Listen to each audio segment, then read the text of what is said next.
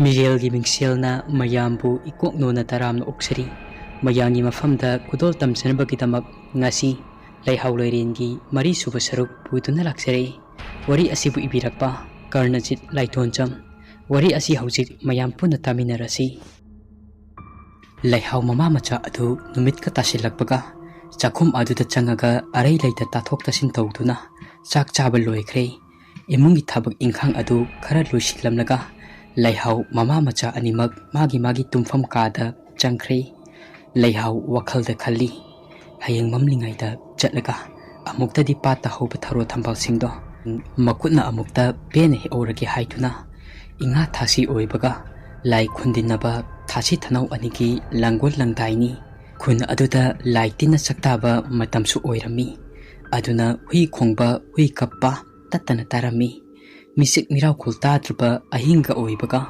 ꯈꯨꯜ ꯑꯗꯨꯒꯤ ꯃꯤ ꯑꯌꯥꯝꯕ ꯅꯤꯡꯉꯥꯏꯗꯅ ꯂꯣꯏꯅꯃꯛ ꯇꯨꯝꯊꯅꯈ꯭ꯔꯦ꯫ ꯅꯣꯡ ꯉꯥꯟꯒꯗꯕ ꯄꯨꯡꯖꯥ ꯐꯅꯌꯥꯝꯗꯤ ꯋꯥꯠꯂꯤ꯫ ꯄꯨꯡ 2 ꯇꯥꯔꯛꯄ ꯑꯗꯨꯋꯥꯏꯗꯅꯤ ꯂꯩꯍꯥꯎ ꯑꯗꯨ ꯃꯤꯀꯞ ꯈꯪꯊꯣꯛ ꯊꯣꯛꯂꯛꯏ꯫ ꯂꯩꯍꯥꯎ ꯃꯃꯥ ꯍꯧꯗꯣꯛꯏ, ꯅꯣꯡ ꯉꯥꯟꯒꯗꯕ ꯄꯨꯡꯖꯥ ꯐꯅꯌꯥꯝꯗꯤ ꯋꯥꯠꯂꯤ꯫ ꯄꯨꯡ 2 ꯇꯥꯔꯛꯄ ꯑꯗꯨꯋꯥꯏꯗꯅꯤ ꯂꯩꯍꯥꯎ ꯃꯤꯀꯞ ꯈꯪꯊꯣꯛ ꯊꯣꯛꯂꯛꯏ꯫ ꯃꯃꯥ ꯍꯧꯗꯣꯛꯀꯦ ꯍꯥꯏꯗꯨꯅ ꯆꯪꯂꯛꯏ꯫ ꯇꯥꯛꯂꯝꯗꯅ ꯆꯠꯄ ꯑꯗꯨ ꯅꯨꯡꯉꯥꯏꯇꯦ ꯈꯟꯕꯗꯒꯤ, ꯑꯗꯨꯕꯨ ꯃꯃꯥꯅ ꯅꯤꯡꯉꯥꯏꯗꯅ ꯇꯨꯝꯕ ꯑꯗꯨ ꯎꯕꯗ ꯇꯨꯝꯕ ꯀꯥꯏꯍꯟꯅꯤꯡꯗꯗꯨꯅ ꯃꯃꯥꯒꯤ ꯃꯈꯣꯡ ꯑꯗꯨ ꯂꯥꯏꯕꯛ ꯀꯠꯂꯒ ꯂꯩꯍꯥꯎ ꯊꯣꯔꯛꯏ꯫ ꯃꯈꯣꯏꯒꯤ ꯊꯣꯡ ꯑꯗꯨ ꯃꯣꯔꯥ ꯑꯃꯅ ꯉꯥꯁꯤꯜꯂꯝꯂꯦ, ꯅꯨꯡꯁꯤꯠ ꯁꯤꯜꯂꯛꯄ ꯑꯗꯨ ꯍꯨꯝꯗꯣꯛꯇꯅꯕ꯫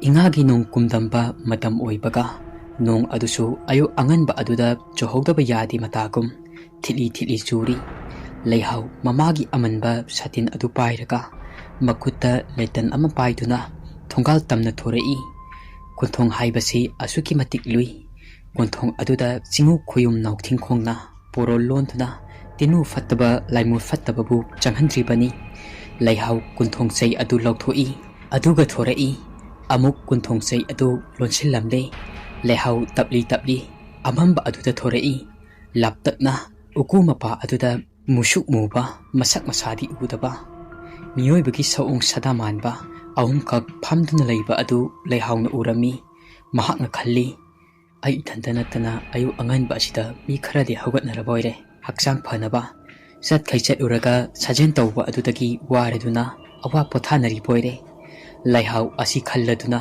ꯃꯆꯠꯂꯤ꯫ ꯇꯁꯦꯡꯕꯗꯤ ꯑꯃꯨꯕ ꯑꯍꯨꯝ ꯑꯗꯨ ꯐꯝꯂꯤꯕ ꯑꯗꯨ ꯇꯤꯟꯃꯨ ꯂꯥꯏꯃꯨꯅꯤ, ꯇꯥꯏꯕꯪ ꯃꯤꯗꯤ ꯅꯠꯇꯦ, ꯂꯥꯏ ꯈꯨꯟꯗꯤꯟꯅꯔꯤꯕꯅꯤ꯫ ꯂꯩꯍꯥꯎꯅ ꯆꯠꯂꯤꯕ ꯂꯝꯕꯤ ꯑꯗꯨꯅ ꯃꯈꯥꯂꯣꯝꯗꯅꯤ, ꯑꯗꯨꯒ ꯎꯀꯨ ꯑꯗꯨꯅ ꯃꯃꯥꯡ ꯄꯥꯡꯅꯅꯤ꯫ ꯕꯣꯔꯣꯏ ꯍꯧꯔꯤꯕ ꯑꯗꯨ ꯂꯝꯂꯣꯡ 3 ꯐꯥꯡꯉꯤ꯫ ꯑꯗꯨꯅ ꯂꯩꯍꯥꯎ ꯎꯀꯨ ꯃꯄꯥ ꯑꯗꯨ ꯂꯥꯟꯈꯤꯗ꯭ꯔꯦ꯫ ꯂꯥꯏꯁꯤꯡ ꯑꯗꯨꯒ ꯃꯍꯥꯛ ꯃꯥꯌꯣꯛꯅꯈꯤꯗ꯭ꯔꯦ꯫ ꯃꯈꯨꯠꯇ ꯂꯦꯇꯔꯟ ꯑꯗꯨ ꯄꯥꯏꯗꯨꯅ ꯑꯗꯨꯃꯛ ꯃꯥꯒꯤ ꯆꯠꯐꯝ ꯊꯣꯛꯄ ꯑꯗꯨ ꯆꯠꯂꯤ꯫ ꯃꯁꯥꯗꯗꯤ ꯃꯤꯁꯨ ꯍꯧꯒꯠꯅꯕ ꯌꯥꯎꯅꯔꯕꯅꯤꯅ ꯅꯣꯡꯉꯥꯜꯂꯕꯣꯏ ꯅꯤꯡꯗꯨꯅ ꯈꯔ ꯊꯨꯅ ꯄ꯭ꯔꯞ ꯄ꯭ꯔꯞ ꯄꯥꯠ ꯌꯧꯗꯕ ꯌꯥꯗꯦ ꯍꯥꯏꯗꯨꯅ ꯆꯠꯂꯤ꯫ ꯂꯩꯍꯥꯎ ꯑꯁꯨꯝꯅ ꯂꯥꯛꯄꯅ ꯍꯩꯅꯕꯤ ꯍꯩꯁꯅꯥꯝ ꯃꯄꯥꯒꯤ ꯋꯥꯄꯜ ꯑꯗꯨ ꯌꯧꯔꯦ꯫ ꯉꯁꯤꯅ ꯑꯃꯨꯛ ꯀꯩꯗꯧꯔꯕ ꯑꯁꯤ ꯍꯥꯏꯗꯨꯅ ꯈꯜꯂꯤ꯫ ꯉꯁꯤꯗꯤ ꯃꯍꯥꯛ ꯂꯥꯛꯄ ꯑꯗꯨꯗ ꯋꯥꯐꯜ ꯑꯗꯨꯁꯨ ꯀꯔꯤꯃꯇ ꯍꯩꯊꯔꯝꯗ꯭ꯔꯦ꯫ ꯁꯦꯡꯒꯥꯎ ꯑꯗꯨꯁꯨ ꯑꯃꯠꯇ ꯌꯥꯜꯂꯝꯗ꯭ꯔꯦ꯫ ꯃꯅꯤꯡ ꯇꯝꯅ ꯆꯠꯄ ꯐꯪꯂꯅꯤ ꯑꯁꯤ ꯍꯥꯏꯗꯨꯅ ꯈꯜꯂꯝꯃꯤ꯫ ꯂꯩꯍꯥꯎ ꯄꯥꯠ ꯌꯧꯔꯛꯂꯦ꯫ ꯃꯁꯥ ꯑꯗꯨ ꯍꯔꯥꯎꯕꯅ ꯊꯨꯝꯍꯠꯂꯤ꯫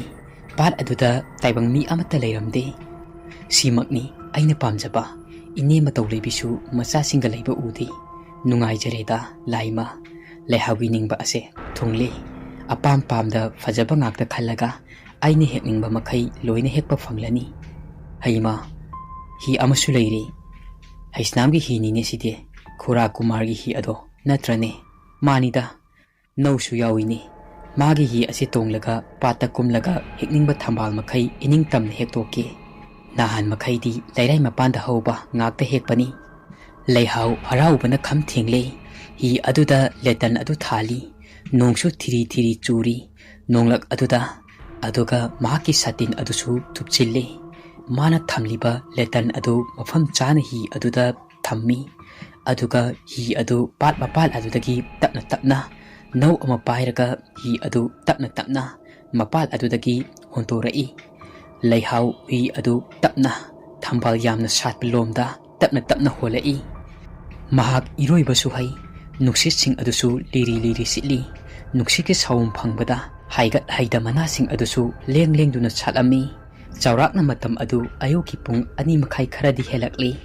Thambal sapa mapa adu yauraga nau adu thamlaga phajakraba thambal sing adu hekli aduga hi adu da hapchilli mahak nau adu amuk pairaga amuk atopa thambal satpa mafam amada hi adu amuk honjilli pungsu nonga lamdai gi ahumuk tarakle ashumna mahakna thawai yauna thambal sing adu hekni ngaida pat adugi thambal yamna hoba mayai oirap thoba mafam amada nupi taret ahungna duna nokpagi khonjel tarai khonjel tani tariba thambal mana sing aduga thambal naga kungna satpa naga karimata di uba phanglamdi laihau thambal sing adu heklaga hi adugi manungda hapchili aduga manakung adu thangkatuna tariba khonjel adu kadomdagi no haituna tarami laihau na khalli mana ingan nganboy yan hanboy ningbani mangondagi hana mina hana pat asida kungkhraboiri mahakna khalamba adu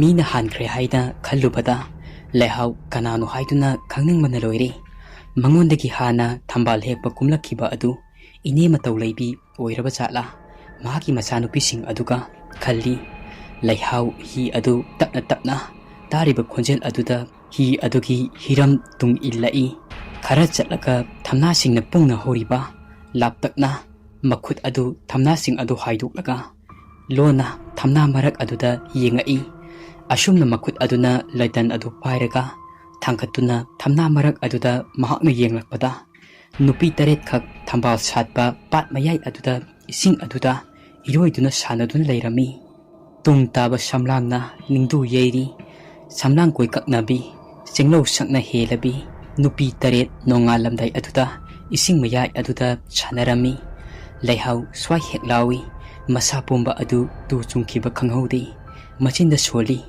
hojikpu kanano pat mayai asida iujariba asibo adusu nupi ngakta taret soidre nupi taret oirabadi lamlaima heroi taret oigani ai ngamaroi ai ashuna pat asida lairabadi kudongtiba soidna taragani asi hairaga laihau hi adu mamai leiraga thuna yangna pat mapal tamna hi adu holai lairai tamna hongkalai uchinna chinna hi adu lairai yaurai hi adudagi thambal sing adu thamna sing aduna fajana yomsille hi adu ngasagi mafum aduda mafum chana thamlamnaga laihau larten chatin amadi thambal mayam adu pairaga mayum lomda hobe hobe halai nonga lamdaigi chajik thabasu sinarai chajik masong kanglai laihau amama marak aduda yamna thakatna lai tungda kanagumba amana mahaki matung aduda inarakpa dongna su torai adubu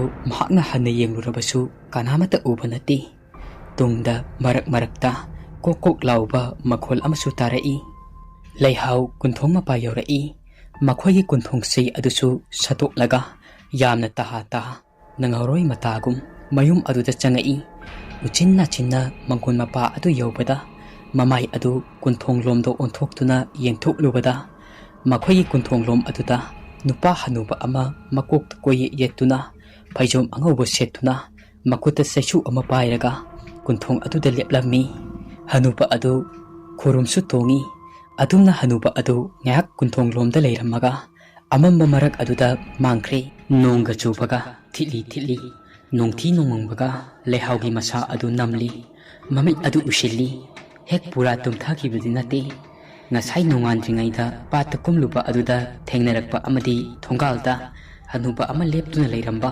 thogdoksing adu maring mari ningsingai mathang manau naina hekta urai leihau mamit adu amuk pangthurai mawon mon khalli haijabatani karimata macheldagidi wahai ama fauba kangthokpa nate numit adusu tapna tapna tasilai nongga chupaga nongthi nongmangbaga lehaugi mama adusu kaithel-dagi kumai khara nganna machanupi aduna kachin amada laifidibi saduna leiba ubani adubu ngasidi ukhidre laifidibi sabaga leihau kai lege nangbo ima halae asi hairaga sija tumbi imungda changai machanupi leibadi uramde leihaugi karomda changai leihau ningaidna tumduna leirami ngasai waidi mahak hiptuna leirambani karamba tanjada tumthakhibano mahak khangdri Mamana Leihaubu masanumdun haudurai. Taribra, imagi ibema, imahalai, Leihau. Nambu kaitaragi, nasangamdrabro. Leihau, tapna haugalai. Aduga hairai. Ima, aidi hiplambadagi tumthaki bakanghaudri. Isase, kirum tawi. Isase, ngasidi inam nami. Ngantana hagotpa aduda tumsit phadabagisu oiramba yai. Sija tumbina hairai. Soidan oiramgani. Nang nadi mamlingaidagi nong marak aduda hagotle. Thambal hektaba yadi haiduna adudagi taurini. Leihauna amu hairai. Chaksu imana thongbiro. Ai isase haifam ama khangdri. Asumna mama macha ani adu wari sanari. Numidangi sara adusu leihaudi kaya isa sakidri. Adumak koliksing adu thengba khara yauramlaga mahaki phamung aduda tumba changkhre. Leihauki mamasu mahaki lotion fam thokpa thaba ingkhangsing adu losillamlaga tumba changkhre. Tumlam daida macha leihauda hairami. Nasado ngamdrabadi hayeng amuk antana mamlingaida haugatuna thambal hekpa ado chatluranu. Asitani macha nupida sija tumbina hairamliba. Ahing adu ichik hulakle. Nongju pantha oibagi thili nongdi adumak churi.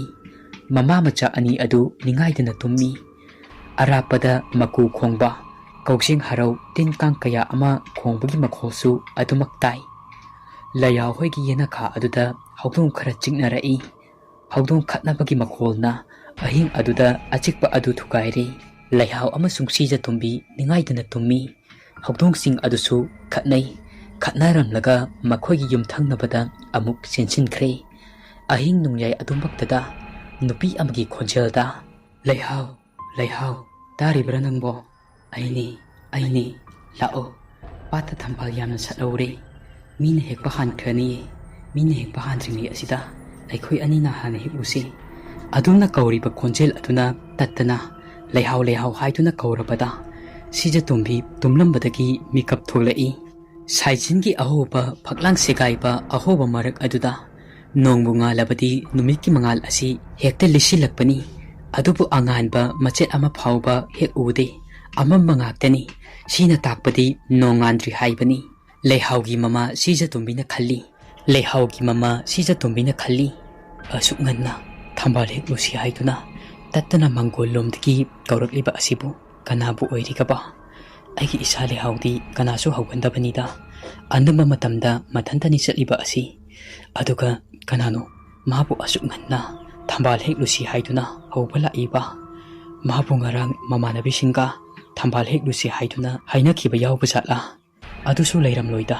Aina kaithel kumakpada madi masa nungaitadana tumduna leiramiko. Aduna haujik amamba asida mangolda thambal heklusi haiduna lakliba asi kanabu oirikaba. Adubu amaromdadi oithoktabani. Kananasu amamba asida macha ningol amata asuk nganna thambal heklusu haiduna thadurakloi.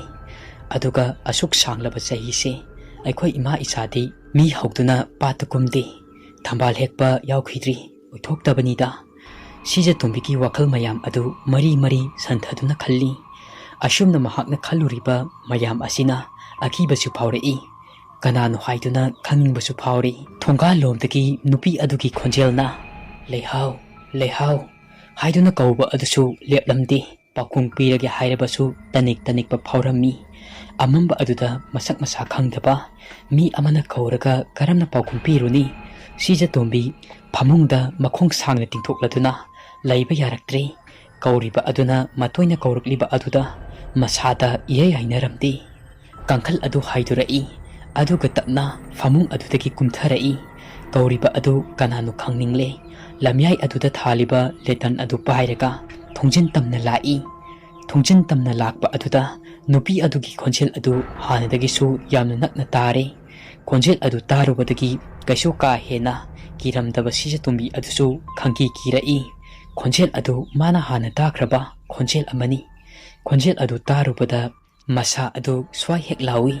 Makokta putlung kaya ama nantarabugumna phaurai. Mahakna ngasi tariba khonjel asi ahingba mi amagi khonjel dinate. Asiba mi amagi khonjel ni. Adubu sikraba mi amana halaknaba haunadi.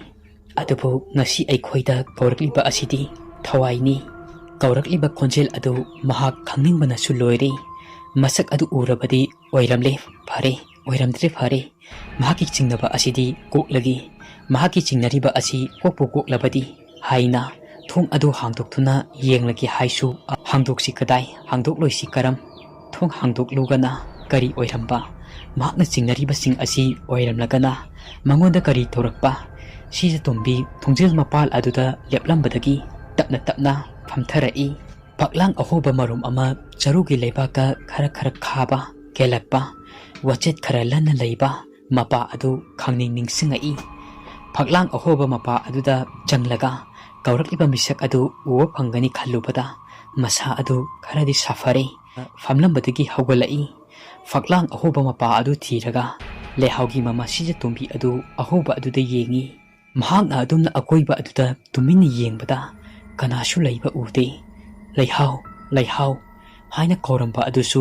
ꯆꯞ ꯂꯦꯞꯈ꯭ꯔꯦ ꯂꯩꯍꯥꯎꯒꯤ ꯃꯃꯥ ꯁꯤꯖꯇꯣꯝꯕꯤ ꯁꯣꯔ ꯃꯄꯤ ꯑꯃ ꯍꯣꯟꯗꯣꯛꯏ ꯀꯅꯥꯝꯇ ꯂꯩꯕ ꯎꯗ꯭ꯔꯕ ꯑꯗꯨꯗꯒꯤ ꯃꯁꯥ ꯑꯗꯨ ꯇꯟꯅ ꯍꯤꯞꯂꯤꯕ ꯂꯩꯅꯤꯡꯊꯧ ꯂꯩꯃꯔꯦꯜ ꯀꯥ ꯑꯗꯨꯗ ꯆꯪꯉꯛꯏ ꯑꯗꯨꯒ ꯃꯍꯥꯛꯀꯤ ꯐꯃꯨꯡ ꯑꯗꯨꯗ ꯇꯨꯝꯅꯕ ꯀꯥꯈꯠꯂꯤ ꯑꯍꯤꯡ ꯍꯥꯏꯕꯁꯨ ꯑꯗꯨꯃꯛ ꯑꯍꯤꯡ ꯑꯣꯏꯔꯤ ꯑꯗꯨꯕꯨ ꯃꯍꯥꯛ ꯉꯁꯥꯏ ꯀꯧꯔꯛꯂꯤꯕ ꯈꯣꯟꯖꯦꯜ ꯑꯗꯨꯅ ꯇꯨꯝꯊꯕꯗꯤ ꯌꯥꯗ꯭ꯔꯦ ꯍꯦꯛ ꯇꯨꯝꯊꯒꯦ ꯇꯧꯔꯕꯁꯨ ꯀꯧꯔꯛꯂꯤꯕꯣꯏꯇ ꯅꯤꯡꯉꯤ ꯃꯃꯤꯠ ꯑꯅꯤ ꯑꯗꯨꯁꯨ ꯃꯤꯀꯞ ꯑꯃꯠꯇ ꯎꯏꯁꯤꯟꯒꯦ ꯍꯥꯏꯕꯁꯨ ꯌꯥꯗ꯭ꯔꯦ ꯆꯥꯅꯃꯛꯀꯤ ꯍꯧꯖꯤꯛ ꯃꯥꯅ ꯇꯥꯈ꯭ꯔꯤꯕ ꯈꯣꯟꯖꯦꯜ ꯑꯗꯨꯅ ꯑꯁꯦꯡꯕ ꯑꯣꯏꯔꯝꯂꯕ ꯃꯃꯥ ꯃꯆꯥꯒꯤ ꯄꯨꯟꯁꯤꯅ ꯑꯃꯨꯛ ꯀꯔꯤ ꯑꯣꯏꯈꯤꯕ ꯌꯥꯝꯅ ꯋꯥꯅ ꯑꯋꯥꯕ ꯀꯌꯥꯗꯒꯤ ꯇꯞꯅ ꯇꯞꯅ ꯂꯤꯈꯠꯆꯔꯛꯂꯒ ꯑꯃꯨꯛ ꯈꯔ ꯐꯔꯛꯂꯕ ꯃꯇꯝ ꯑꯁꯤꯗ ꯀꯔꯤ ꯑꯣꯏꯕ ꯁꯤꯖꯇꯣꯝꯕꯤ ꯀꯣꯛꯀ ꯃꯣꯟꯒ ꯇꯥꯏꯅꯔꯕꯁꯨ ꯇꯨꯝꯊꯕ ꯌꯥꯗ꯭ꯔꯦ ꯑꯁꯨꯝꯅ ꯃꯍꯥꯛ ꯇꯨꯝꯕꯣꯏ ꯇꯨꯝꯗꯕꯣꯏ ꯑꯍꯤꯡ ꯑꯗꯨ ꯂꯦꯟꯈ꯭ꯔꯦ ꯅꯣꯡꯉꯥꯜꯂꯛꯄꯗ ꯃꯤꯀꯞ ꯃꯤꯔꯥꯎ ꯈꯣꯜꯇꯅ ꯄꯨꯡꯊꯟ ꯊꯜꯂꯤ ꯑꯀꯣꯏꯕ ꯑꯗꯨ ꯀꯞꯅ ꯂꯥꯎꯅꯕꯒꯤ ꯈꯣꯟꯖꯦꯜꯇꯅ ꯏꯃꯥꯒꯤ ꯏꯕꯨꯡꯉꯣ ꯇꯣꯝꯄꯣꯛ ꯏꯃꯥꯕꯨ ꯀꯔꯤ ꯑꯣꯏꯔꯁꯤꯒꯦ ꯀꯔꯤ ꯄꯦꯟꯗꯕ ꯅꯅꯤꯡ ꯊꯨꯡꯗꯕ ꯂꯩꯕꯅ ꯏꯃꯥꯕꯨ ꯋꯥꯔꯧꯗꯨꯅ ꯑꯁꯨꯛ ꯂꯨꯈ꯭ꯔꯕ ꯁꯤꯕꯒꯤ ꯐꯤꯔꯦꯞ ꯑꯁꯦ ꯂꯧꯈ꯭ꯔꯤꯕꯅꯣ ꯂꯩꯍꯥꯎꯒꯤ ꯃꯃꯥ ꯃꯆꯥ ꯑꯗꯨ ꯃꯤꯅ ꯀꯞꯅ ꯂꯥꯎꯅꯕꯒꯤ ꯃꯈꯣꯜ ꯑꯗꯨ ꯇꯥꯕꯗ ꯃꯤꯀꯞ ꯊꯣꯔꯛꯏ ꯌꯨꯝꯊꯪꯅꯕꯗ ꯂꯩꯕ ꯃꯈꯣꯏꯒꯤ ꯍꯦꯛ ꯊꯪꯅꯅ ꯂꯩꯕ ꯏꯕꯦꯝꯍꯜꯒꯤ ꯃꯆꯥꯅꯨꯄꯥ ꯄꯤꯁꯛ ꯍꯩꯁꯅꯥꯡꯒꯤ ꯋꯥꯄꯜ ꯃꯄꯥꯗ ꯍꯥꯏꯊꯗꯨꯅ ꯂꯩꯕ ꯃꯨꯕꯤ ꯋꯥ ꯑꯃꯗ ꯃꯁꯥ ꯃꯊꯟꯇ ꯊꯧꯔꯤ ꯌꯥꯟꯗꯨꯅ ꯁꯤꯔꯝꯂꯦ ꯂꯩꯍꯥꯎꯒꯤ ꯃꯃꯥ ꯃꯆꯥꯁꯨ ꯌꯨꯝꯊꯪꯅꯕꯗ ꯁꯤꯔꯕꯅꯤꯅ ꯉꯁꯤꯗꯤ ꯃꯃꯥꯁꯨ ꯀꯩꯊꯦꯜ ꯀꯥꯔꯔꯣꯏ ꯑꯁꯤꯕ ꯉꯥꯏꯍꯥꯛ ꯆꯠꯂꯨꯒꯦ ꯑꯗꯨꯒ ꯃꯆꯥꯅꯨꯄꯤ ꯑꯗꯨꯕꯨꯅ ꯌꯨꯝ ꯁꯪꯉꯧ ꯍꯥꯏꯅ ꯁꯤꯟꯅꯔꯝꯃꯤ ꯄꯤꯁꯛ ꯁꯤꯔꯦ ꯇꯥꯕꯗ ꯂꯩꯍꯥꯎꯁꯨ ꯅꯨꯡꯉꯥꯏꯖꯗꯦ ꯂꯩꯍꯥꯎꯕꯨ ꯍꯩꯃꯟ ꯁꯤꯡꯃꯜꯂꯤ ꯍꯥꯏꯗꯨꯅ ꯑꯉꯥꯡ ꯑꯣꯏꯔꯤꯉꯩꯗꯒꯤ ꯄꯤꯁꯛꯅ ꯂꯩꯍꯥꯎꯕꯨ ꯏꯇꯠ ꯇꯠꯇꯅ ꯑꯕꯣꯛ ꯂꯩꯍꯥꯎ ꯍꯥꯏꯗꯨꯅ ꯂꯛꯅꯈꯤꯕꯅꯤ ꯉꯁꯤꯗꯤ ꯄꯤꯁꯛ ꯑꯗꯨ ꯂꯩꯇ꯭ꯔꯦ ꯇꯥꯕꯗ ꯂꯩꯍꯥꯎ ꯑꯗු ꯏꯅꯨꯡ ꯅꯨꯡꯉꯥꯏꯖꯔꯝꯗꯦ ꯍꯩꯁꯅꯥꯝ ꯏꯪꯈꯣꯜꯒꯤ ꯃꯄꯥ ꯋꯥꯄꯜ ꯑꯗꯨꯗ ꯆꯪꯂꯒ ꯄꯤꯁꯛꯅ ꯑꯗꯨꯝꯅ ꯊꯧꯔꯤ ꯌꯥꯟꯗꯨꯅ ꯁꯤꯔꯝꯕ ꯑꯗꯨꯅ ꯍꯩꯁꯅꯥꯝꯒꯤ ꯀꯨꯂꯨꯞ ꯃꯈꯩ ꯁꯥꯎꯔꯤ ꯁꯤꯐꯝ ꯏꯔꯩ ꯂꯩꯇꯕꯗꯧꯅ ꯃꯤꯒꯤ ꯋꯥꯄꯜ ꯑꯁꯤꯗ ꯊꯧꯔꯤ ꯌꯥꯟꯕꯤꯔꯦ ꯃꯤꯒꯤ ꯏꯪꯈꯣꯜ ꯃꯥꯡꯊꯣꯛꯄꯤꯔꯦ ꯑꯁꯤ ꯍꯥꯏꯗꯨꯅ ꯇꯠꯇꯅ ꯋꯥꯀꯠꯂꯔꯤ ꯁꯤꯈꯤꯕꯒꯤ ꯃꯊꯧ ꯃꯉꯝ ꯑꯗꯨꯁꯨ ꯄꯥꯡꯊꯣꯛꯄ ꯂꯣꯏꯗ꯭ꯔꯤ ꯑꯗꯨꯕꯨ ꯈꯠꯅ ꯆꯩꯅꯕ ꯌꯥꯕ ꯊꯧꯗꯣꯛꯁꯤꯡ ꯏꯇꯠ ꯇꯠꯇꯅ ꯊꯣꯛꯂꯛꯏ ꯁꯤꯔꯤꯕ ꯏꯃꯨꯡ ꯑꯗꯨꯒꯤ ꯃꯤꯑꯣꯏꯁꯤꯡꯒ ꯏꯪꯈꯣꯜ ꯃꯄꯨ ꯑꯗꯨꯒ ꯍꯩꯁꯅꯥꯝ ꯆꯥꯎꯕꯅ ꯍꯥꯏ ꯁꯤꯐꯝ ꯏꯔꯩ ꯂꯩꯇꯕꯗꯧꯅ ꯃꯤꯒꯤ ꯏꯪꯈꯣꯜ ꯑꯁꯤꯗ ꯆꯪꯂꯒ ꯁꯤꯕꯤꯔꯦꯅꯦ ꯁꯤꯒꯦꯗꯤ ꯀꯔꯥꯏꯗꯅꯣꯃ ꯆꯠꯂꯒ ꯁꯤꯔꯝꯂꯕꯗꯤ ꯐꯕ ꯄꯤꯁꯛꯀꯤ ꯃꯃꯥꯅ ꯍꯥꯏꯔꯛꯏ ꯇꯥꯗꯗꯤ ꯑꯩꯒꯤ ꯏꯆꯥꯁꯦ ꯅꯍꯥꯟ ꯃꯈꯩ ꯁꯤꯍꯟꯅꯤꯡꯗꯨꯅ ꯂꯩꯔꯕ ꯑꯣꯏꯔꯦ ꯇꯥꯟ ꯆꯥꯗ꯭ꯔꯕꯗꯤ ꯇꯥꯗꯅ ꯏꯆꯥ ꯑꯁꯦ ꯍꯥꯠꯇꯣꯛꯂꯒ ꯊꯧꯔꯤ ꯌꯥꯟꯁꯤꯟꯗꯨꯅ ꯊꯝꯕꯤꯔꯝꯕꯁꯨ ꯀꯅꯥꯅ ꯈꯪꯒꯅꯤ ꯄꯤꯁꯛ ꯁꯤꯕꯒꯤ ꯋꯥꯍꯧꯗ ꯂꯩꯀꯥꯏ ꯋꯥꯊꯣꯛ ꯑꯃꯗꯤ ꯑꯣꯏꯔꯤ ꯍꯩꯁꯅꯥꯝꯒꯤ ꯀꯨꯂꯨꯞꯀ ꯄꯤꯁꯛ ꯍꯣꯏꯒꯤ ꯏꯃꯨꯡꯒ ꯑꯆꯧꯕ ꯂꯟꯖꯥꯎ ꯑꯃꯗꯤ ꯑꯣꯏꯔꯤ ꯂꯩꯀꯥꯏꯒꯤ ꯃꯊꯛ ꯊꯣꯡꯕꯁꯤꯡꯅ ꯋꯥꯌꯦꯜꯂꯤ